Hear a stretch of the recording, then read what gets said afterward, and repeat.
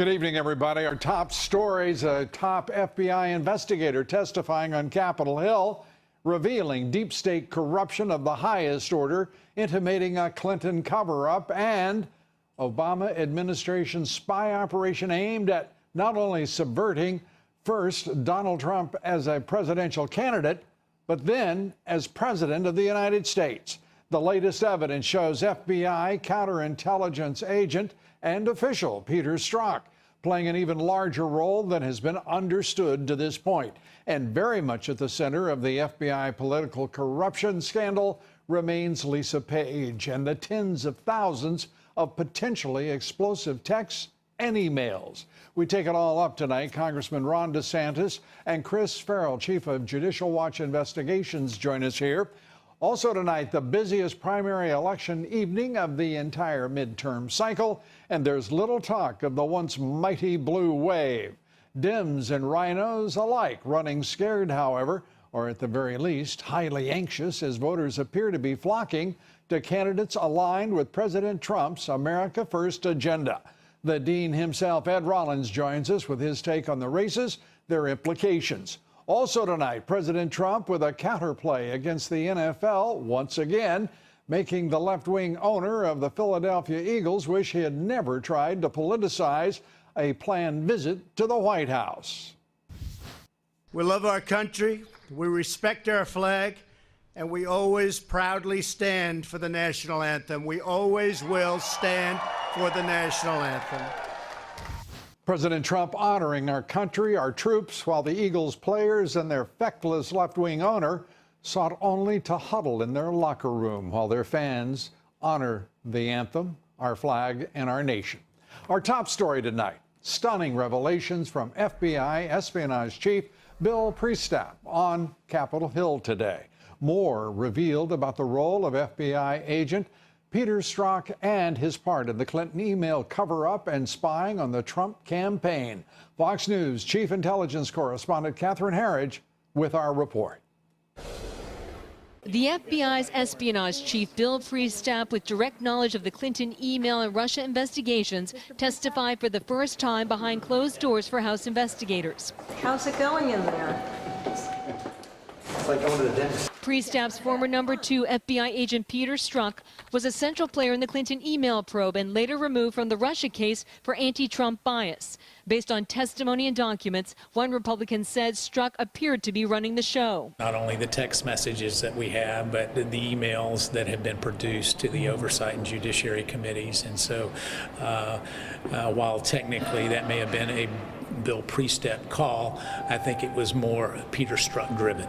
One committee Democrat said Priestap's testimony was straightforward, direct, adding he intervened once the extramarital affair between Strzok and FBI lawyer Lisa Page was known. He was a supervisor, and so I think that he took the appropriate actions once he found out about the nature of the relationship. Republicans want more information from Priestap about the alleged confidential human source that contacted Trump campaign aides. Priestap rarely traveled overseas, and lawmakers pressed him on a May 2016 trip to London and whether it was connected to the Russia probe that Strzok launched 2 months later. Those would be confidential, and I can't really speak to those But today. you haven't. Priestap, along with his former boss, FBI Director James Comey, and others, are the subject of the long-awaited Inspector General's report into the FBI's handling of the Clinton emails. With congressional committees in a holding pattern, waiting for the report to drop any day, on Twitter the president questioned, quote, "What is taking so long on crooked Hillary and slippery James Comey?" adding, quote, "Hope report is not being changed and made weaker." Late today, the closed-door testimony concluded after about 6.5 hours, with one lawmaker describing Bill Priestap's testimony as extremely cooperative, adding that based on the latest information, so intelligence testimony and other records, it now appears that FBI agent Peter Strzok played a more significant role than previously known in the Clinton email and Russia investigations, a role that goes well beyond the text messages and what they indicate, Lou. Catherine, thank you very much. Catherine Herridge reporting. Our first guest tonight, furious over the counterintelligence powers used against an opposition party's presidential campaign. Joining us tonight is Congressman Ron DeSantis. Congressman DeSantis is a member of a number of important committees, including Oversight and Government Reform, Foreign Affairs, and the Judiciary Committee. He's also the leading Republican candidate for governor of the great state of Florida. Congressman, good to have you with us. Let's turn to what we learned today from pre-staff and to the degree that you can share that, and the committees that were in a closed-door hearing to hear his testimony. Strzok is now, has been from the very beginning, it seems, at the epicenter of this, at the center absolutely of the scandal at the FBI and the Justice Department. Now it looks like he played an even larger role than anyone imagined. I'll tell you, Lou, there's been few people that have done so much damage to the reputation of the FBI than this guy, Peter Strzok. Now, we've been following him for a long time. Remember, he was the one that bent over backwards to try to help Hillary. He was editing Comey's statement in ways that lessened her culpability about foreign interception of her emails. He's the one that changed the language from gross negligence to extremely careless to try to get it out of the statute.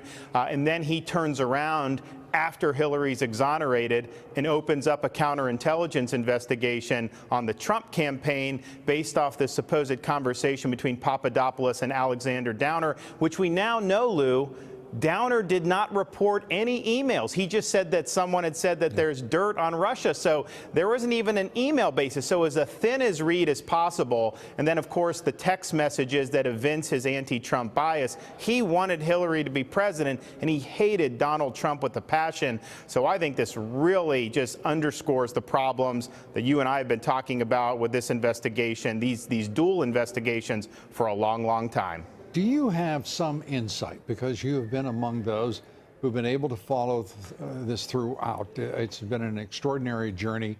You know more because of what you've been able to read, to hear in closed-door sessions. Why there was such a visceral hatred of candidate Trump, and what was the great threat to these agents and to the Department of Justice? Was it just sheer fear of being found out, what they had done to cover up for Hillary Clinton? Your thoughts about their motivation and the reasons that they went to such extraordinary, un-American lengths to subvert a president? Well, look, I think that Hillary was the consummate insider swamp candidate. And the people who are part of the permanent political class here, obviously people who are elected, but also high bureaucratic officials, I think they're much more comfortable with Hillary. Donald Trump is coming after this. I mean, he's like a sledgehammer to the D.C. swamp. He's an outsider from the inside the Beltway mentality. And I think that they just viewed him as somebody that was going to upend the apple cart, and they didn't want that. And so maybe some of it's ideological, but I think it's much more that just Trump was an outsider that was really going to upend Washington, and I don't think they wanted that. Yeah, and the disruptor against the establishment, the deep state, and I do think ideology played some role here, if I can disagree with you, at least at the margin in one area. Let's turn to that president who is today tweeting about, again, another delay from the Inspector General in that report being disseminated. He tweeted this: "What is taking," if we can put that up, "what is taking so long with the Inspector General's report on crooked Hillary and slippery James Comey? I hope the report is not being changed and made weaker." Your reaction? Well, that's I think the fear is that the report gets presented to the Justice Department, who then has a period to review it, potentially suggest edits, redactions.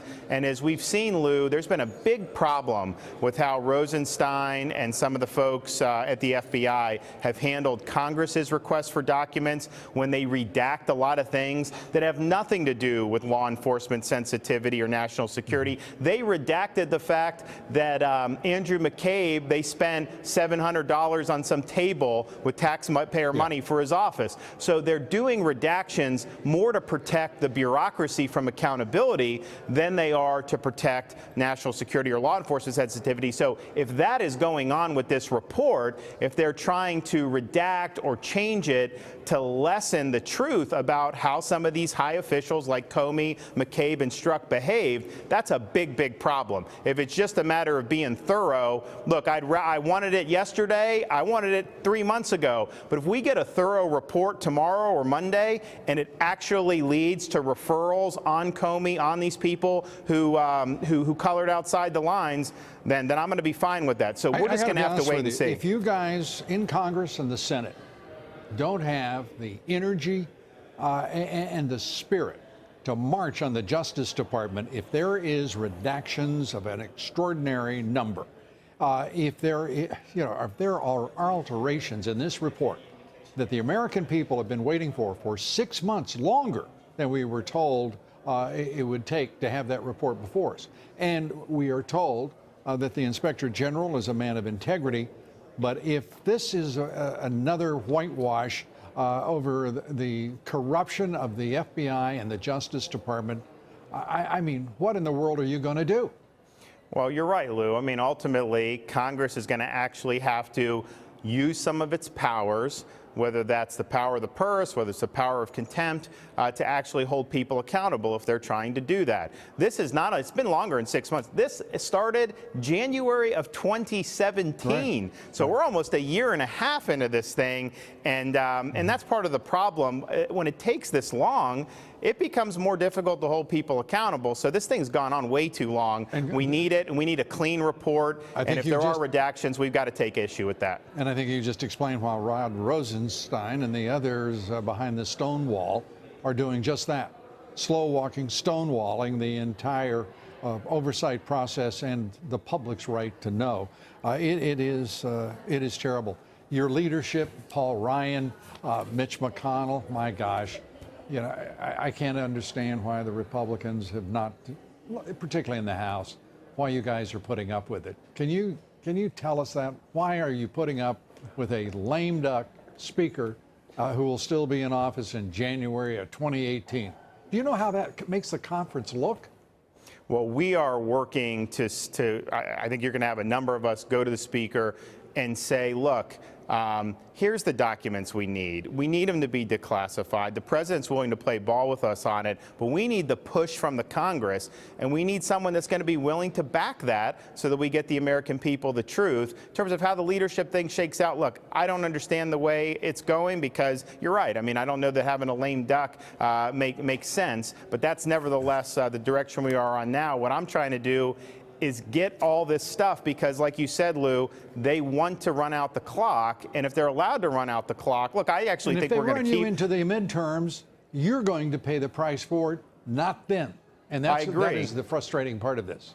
Of course, I mean, why should Paul Ryan care? You know, he feeds at the trough of K Street, the Chamber of Commerce, the Koch brothers, the Business Roundtable, and Wall Street. And that's where he's going to feed the rest of his life.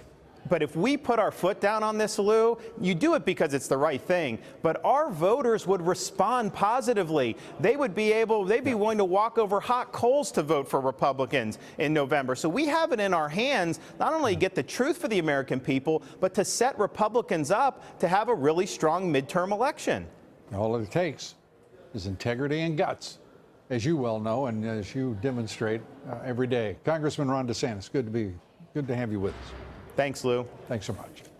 Bombshell new text from Peter Strzok and Lisa Page show there may have been more than one spy spying on the Trump campaign. Judicial Watch's Chris Farrell joins us here next. Stay with us. We're coming right back. It turns out some documents have been revealed. They've been out for a while, but for the first time, people are noticing what is actually said. Amongst them, Chris Farrell. Stay with us. We'll be right back.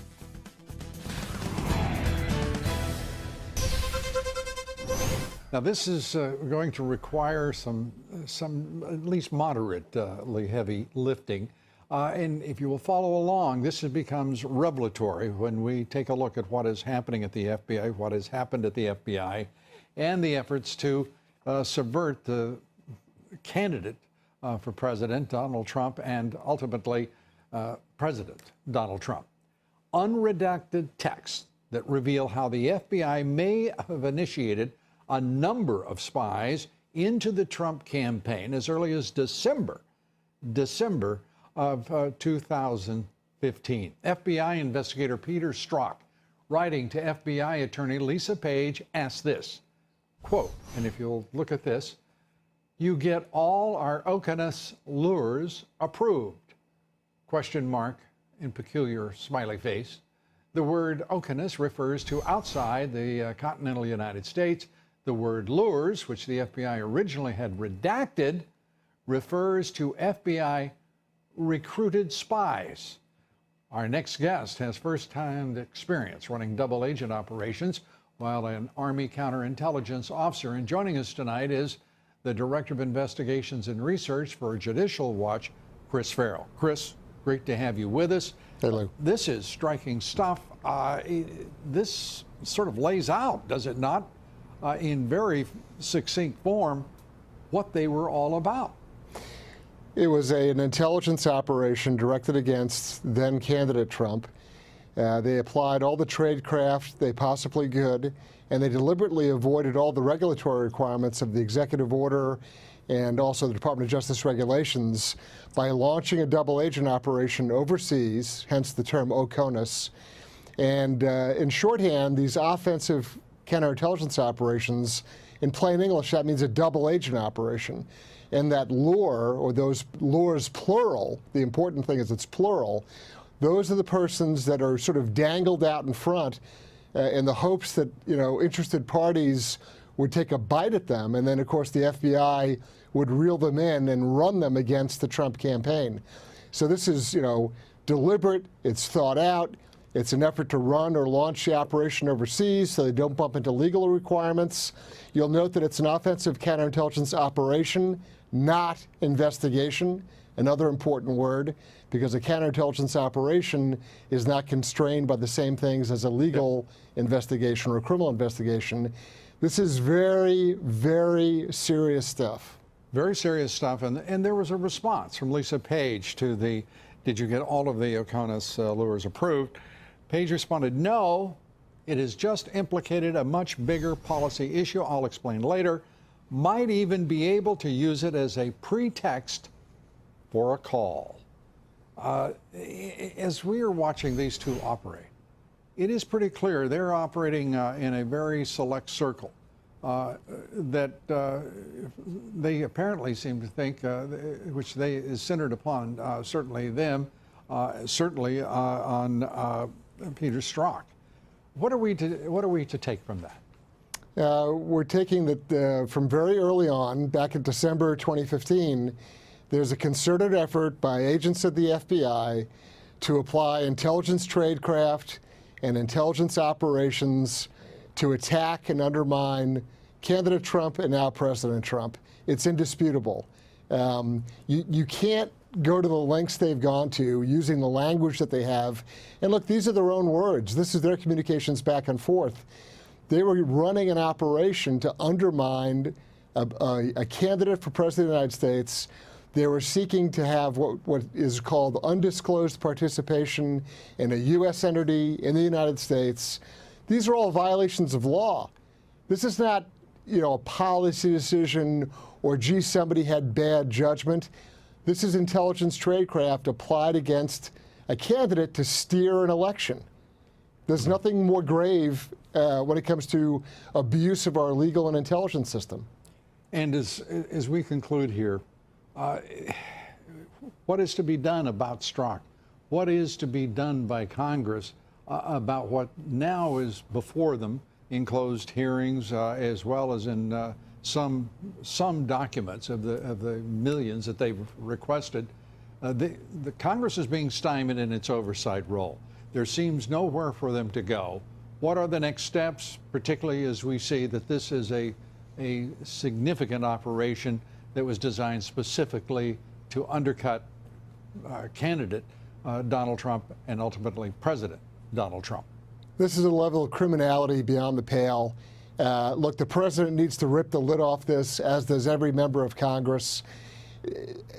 Any person involved in any sort of an oversight capacity or any, management position, whether it's the president, the attorney general, whoever has any influence whatsoever, needs to rip the lid off this and make it public.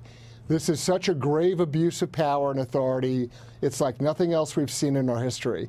This makes, the Nixon Watergate burglary look like Keystone Cop stuff. This is very grave, and the public has a right to know and should know as soon as possible all the details about this. Chris Farrell, Judicial Watch, thanks for being with us. We appreciate it. Thanks, Lou. Be sure to vote on our poll tonight. The question: do you think the Department of Justice and FBI's obvious inability to conclude any investigation is evidence of their political corruption and general incompetence?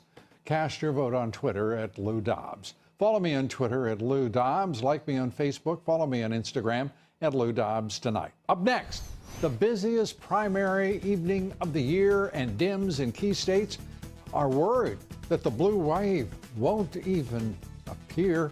It might not even amount to a ripple. We take that up with the Dean. Ed Rollins joins me next. Stay with us.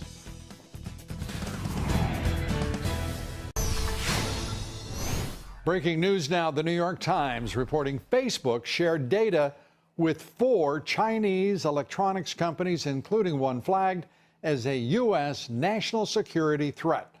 The Times reports claiming that Facebook had an agreement with Huawei going back to 2010, and it remains in effect to this day. Facebook officials say they will end the Huawei deal sometime later this week. How generous of Facebook, don't you think? Senate Majority Leader Mitch McConnell has canceled this year's August Senate recess. McConnell says Dem obstructionism is the reason. The threat of endless filibusters impeding the passage of spending bills before the end of the fiscal year, dozens of the president's nominees for key positions in the administration and in the courts also remaining unconfirmed, and apparently Mitch McConnell has taken notice of, well, almost a year and a half into the president's term, that he is not getting any cooperation from the Democrats. Kelly Sadler, the White House aide who mocked Senator McCain, and then word was leaked out from the White House, is out. This comes about a month after her reportedly insensitive comments about McCain's health were leaked out of a closed-door White House meeting. A senior administration official telling Fox News her departure not related, at least directly, to the McCain incident. Make of that what you will. And interestingly, no word that the leaker is leaving the White House, which is somewhat disturbing, really, when you think about it. Joining me now, the Dean himself, Ed Rollins, former Reagan White House political director, Great America PAC chairman. And can we just leave it at Great American? Good to have you here. Kelly Sadler, she goes and the leaker stays. Leaker stays. I have to tell you, just as someone who gets a lot of their stuff, she was a very good operative. She never was a leaker. She was very quiet, worked behind the scenes, made an inappropriate remark in a private meeting and got it leaked. But at the end of the day, she should not have been fired or chased out of there. The person who is the leaker, who she's taken on, should be driven out, but they're not. Well, she told the president that the biggest leaker in the White House is the head of communications, Mercedes Schlapp. To the best of my knowledge, she's still there and hasn't been accused of anything. So, at the end of the day here, if you're going to clean up the Lakers, people know who they are, and they need to get them out of there. That's the bottom line. Well, why is the president so reluctant? I have no idea. Yeah. I have no idea. All right. Well, but he pays a price for it every day. Yeah, it's a shame. Let's turn, if we may, to the midterms and the primaries. We've got 8 races tonight to be settled. Big day today. Alabama, California, Iowa, Mississippi, Montana, New Jersey, New Mexico, and South Dakota. 2 races that will have there's 4 Republicans running to take on Tester, who is Trump's #1 target. Montana. My PAC has endorsed Mark Rosendale, as another, most of the conservatives have. It's a competitive race. And then the real other part of this is in California, where Democrats have 7 or 8 targets, but they're kind of handicapped because there's so many Democrats running. They have this jungle primary, which means the top 2 go. So there's 3 or 4 seats they might have had a good shot at that may end up not getting anybody in the final. They may get 2 Republicans in the finals, and those are the ISIS seat and the Royce seat. So at the end of the day, if there's 2 Republicans running in those Orange County seats, we'll do all right, and they won't be on their way. So how about Dana Rohrabacher? Dana's one of those. He's got a Republican opponent. The Orange County chairman is running against him.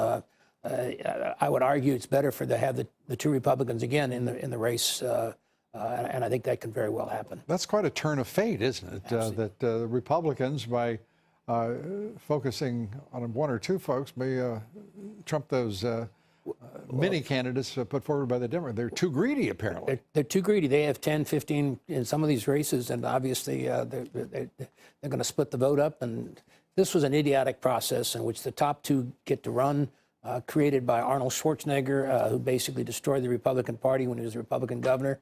And this basically is the death knell. You know, the funny thing about Schwarzenegger, I don't know how he ever got registered as a Republican. I mean, he is the funniest guy. And he was a lousy governor, a lousy candidate, and still, you know. And unfortunately, maybe the last Republican elected statewide, if we're not careful here, we don't have a serious candidate in either the Senate race or the gubernatorial race, although I do hope we get John Cox, who is running for the Senate. What are the odds for governor? I would say very slim, very slim. So.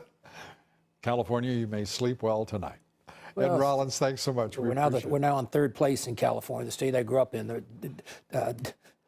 None of the above does better than the Republican Party.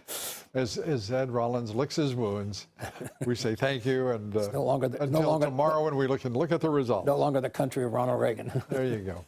Coming up next, getting America back to work. It's the country of Donald Trump. Yes. An American steel plant adding hundreds of jobs. All of that because of President Trump's insistence on American jobs, American steel, and oh yeah, American tariffs. U.S. Steel Chief Executive Officer David Burritt joins me here next.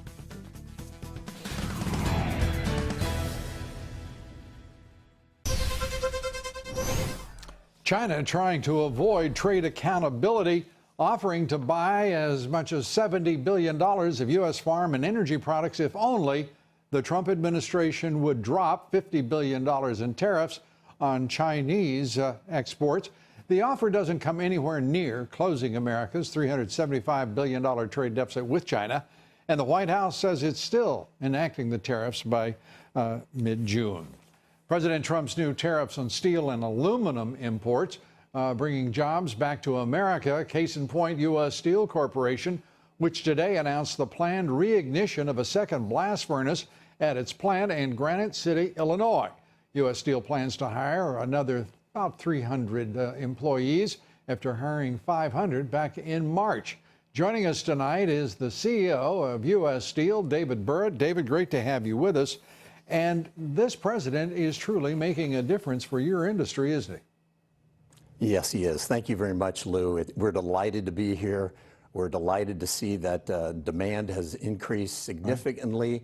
And so we're able to open up not just one blast furnace at Granite City, Illinois, but 2 blast furnaces. And as you said, that's 800 people we'll have back to work.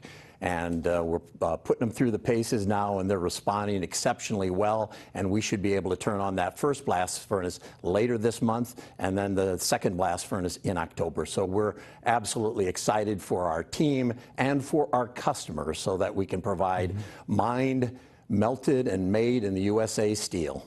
Yeah, you know, your company, your trade style is iconic America. And to think what U.S. Steel has gone through over the past several decades is extraordinary.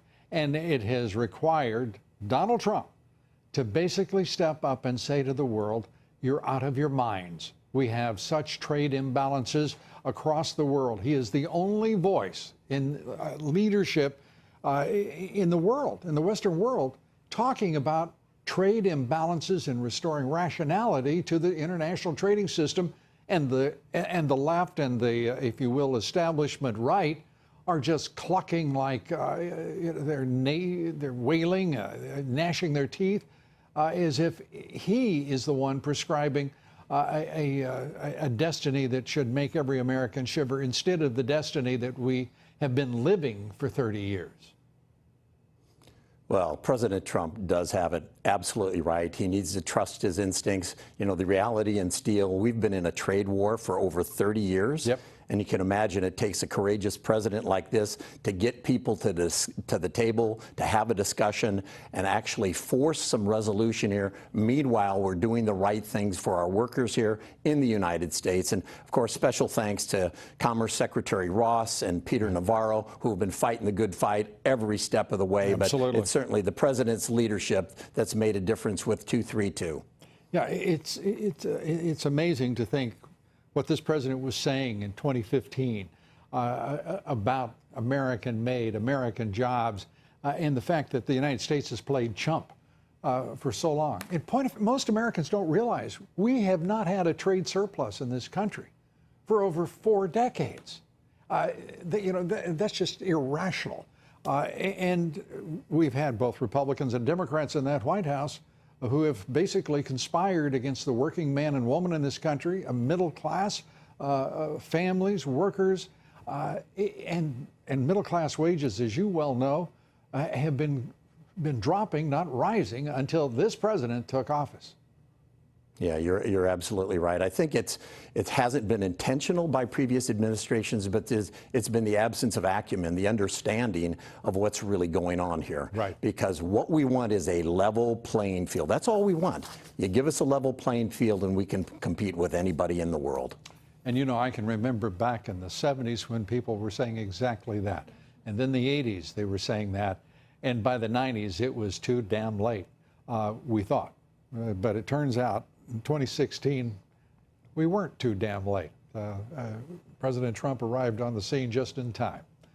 And well, that's absolutely true, because, you know, this steel industry is vital to the national defense of this country. And it's not just the military. It's building the roads and the bridges and taking care of our society. If you don't have a strong commodities industry, you really can't make things for manufacturing. And we know how these bad actors behave, some of them even allies, that they basically take the business away and then they jack up the prices and they kill they kill the industry and then jack up the prices. So we know what game's being played, and this president understands what game's being played. And now we got the customer demand coming back to the good old USA, and our steel workers are absolutely thrilled to be part of this. David Burritt, we are delighted that you're with us and hope you'll come back soon to talk about the continued success of U.S. Steel and this great country of ours. Thanks so much. Well, thanks for having us. Thank you very much. You betcha. Up next here, Dems and rhinos are relentless in their pursuit of amnesty for illegal immigrants. Why is that? We'll have the latest for you on the DACA discharge petition in Paul Ryan's House of Representatives. You know, it's right next to K Street, the Koch brothers, Wall Street, the Business Roundtable. Straight ahead, all of that and more. We'll be right back.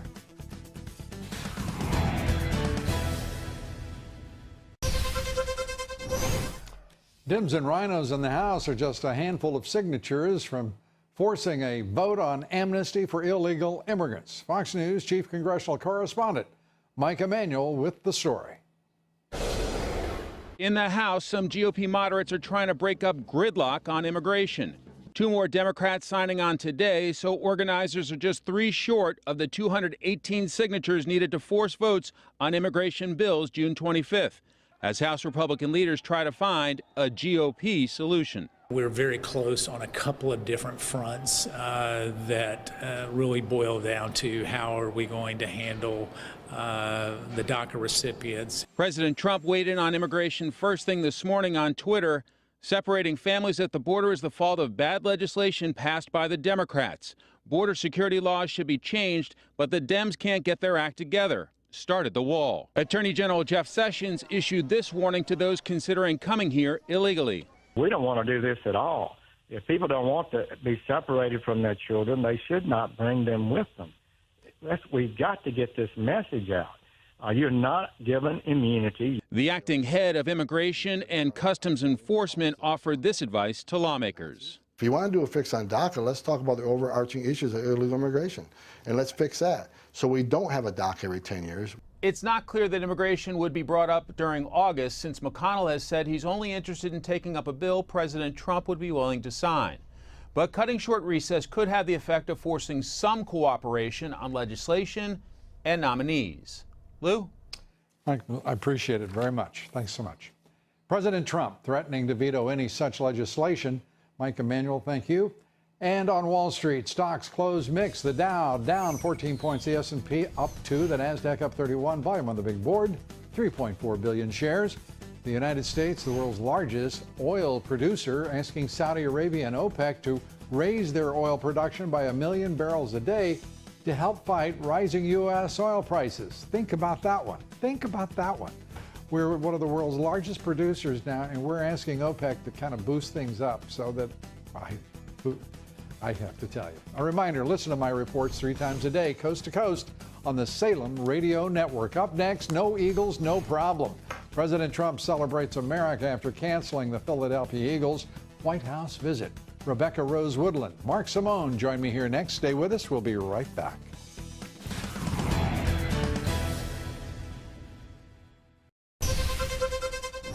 The Philadelphia Eagles and their owner, Jeff Lurie, trying to pull what the White House is calling a political stunt leading up to the team's White House visit. President Trump turning the event on its head, canceling their visit today and instead holding a celebration of America, where he reminded us of why, well, all those folks should be standing and singing the national anthem instead of, as he put it, huddling in their locker rooms. We stand to honor our military and to honor our country and to remember the fallen heroes who never made it back home. We stand to show our love for our fellow citizens and our magnificent Constitution. Well, following the cancellation by the president, Philadelphia's mayor, oh, what a piece of work he is, Jim Kenney, called President Trump a fragile egomaniac and not a true patriot. Kenney apparently thinks he would recognize one if he saw one. Joining us tonight, defense attorney Rebecca Rose Woodland and WR radio talk show host Mark Simone. Great to have you both here. Rebecca, let's start with, what in the world is Lurie thinking, the Eagles? I mean, it's really unbecoming the city of Philadelphia. It's unbecoming of our country. They're taking a political stand. If they have an issue with the president, that is not the way to do it, nor the mechanism. If you have an issue, you go and vote. Next time there is a presidential election, you do not force a group of people who won a Super Bowl, a city, a state that's so proud of their team, to then not have the celebration they're entitled to by playing games. Yeah. It's not appropriate. Well, they're not entitled to if the President of the United States says we're not going to play your stupid because games. They played games. And this to me is remarkable, that the NFL has just sort of saved itself. Like Roger Goodell, who I've criticized throughout for 2 years, actually doing a smart thing.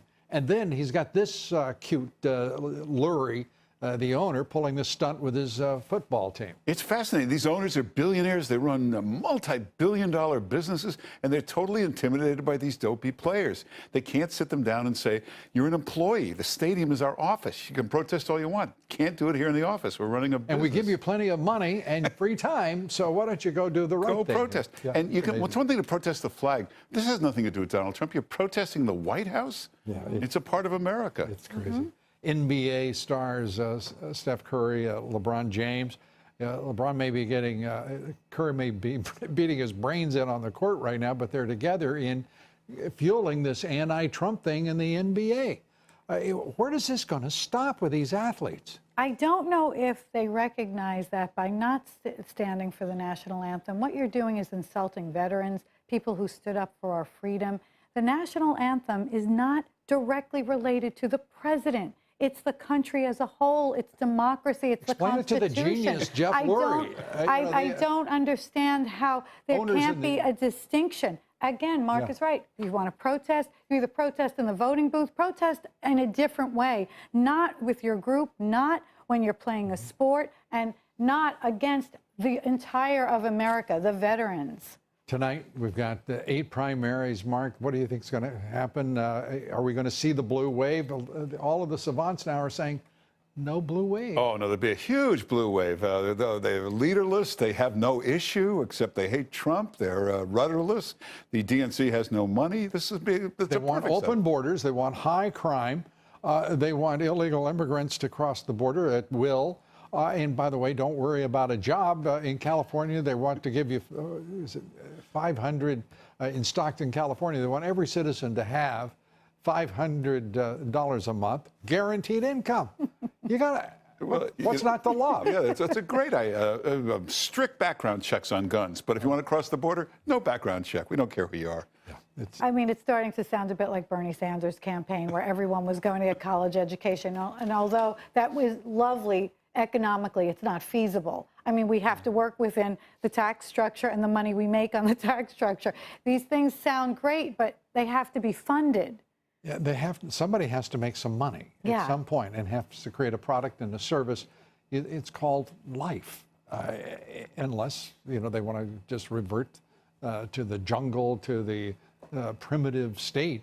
It's mind-boggling. You've got record low unemployment in 19 states. You're not going to have a wave during that kind of successful economy. Yeah, I mean, you've got the markets exploding, the economy is growing, and then you've got folks on the left who think everything should be handed to them.